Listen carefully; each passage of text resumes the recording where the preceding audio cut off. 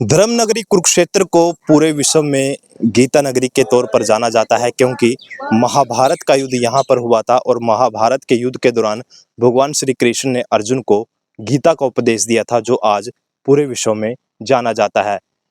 और महाभारत के युद्ध के दौरान यहाँ पर जो लड़ाई हुई, तो उन्हीं से संबंधित यहाँ पर 48 कोस की भूमि चिन्हित की गई है, जहाँ पर महाभारत की लड़ाई लड़ी गई थी। और वहाँ पर 350 से ज़्यादा तीर्थ बनाए गए हैं, जो कुरुक्षेत्र विकास बोर्ड की निगरानी में काम कर रहे हैं। और इस समय हम मौजूद हैं कुरुक्षेत्र के दयालपुर गांव में, जहां पर बाणगंगा तीर्थ है। माना जाता है कि महाभारत के युद्ध के दौरान जब भीष्म पितामह बाणों की सैया पर लेटे हुए थे और अपनी अंतिम सांसें गिन रहे थे, उस दौरान उन्होंने जब पानी पीने की इच्छा जताई, तो भगवान श्री कृष्ण के कहने पर अर्जुन ने अपने गांडीव से यहाँ पर बाण मारकर बाणगंगा को निकाला था। और उसके बाद ही भीष्म पितामह ने अंतिम सांस लेने से पहले अंतिम बार जल ग्रहण किया था। देखिए, बिल्कुल तस्वीरों में आपके सामने है भीष्म पितामह की प्रतिमा यहाँ पर बनाई हुई है, जो बाणों की सैया पर लेटे हुए हैं।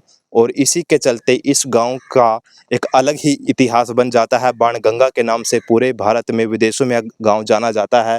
और जो महाभारत से जो संबंधित जो जानकारी है, उसमें यह भी बताया गया है कि भीष्म पितामह बाणों की सैया पर कई दिनों तक लेटे रहे थे, और जब उनको प्यास लगी तो जो उनकी कौरव और जो पांडव थे, सभी अलग अलग प्रकार से पानी लेकर आए, लेकिन उन्होंने इच्छा जताई कि मुझे गंगा का पानी पीना है, क्योंकि गंगा मेरी माँ है।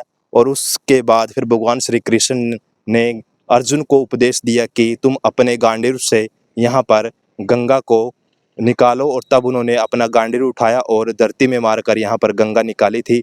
और इसी के चलते इसे बाण गंगा कहा जाता है, जिन जो तस्वीरों में आपके सामने है। और ग्रामीणों का कहना है, जो यहाँ के जो मुख्य पुजारी है, उनका कहना है कि इसकी कई बार खुदाई हो चुकी है। ग्राम पंचायत भी अपने स्तर पर खुदाई कर चुकी है, और जो केडीबी है, कुरुक्षेत्र विकास बोर्ड, वह भी खुदाई कर चुका है। लेकिन यहाँ से पानी कभी ख़त्म नहीं होता, नीचे से पानी आता रहता है। इसका राज क्या है वह यह नहीं जानते, लेकिन यह एक प्राचीन विरासत है, जिसके लिए पूरा गाँव जाना जाता है। और तस्वीरों में बिल्कुल आपके सामने है, भीष्म पितामह यहाँ बाणों की सैया पर लेटे हुए हैं।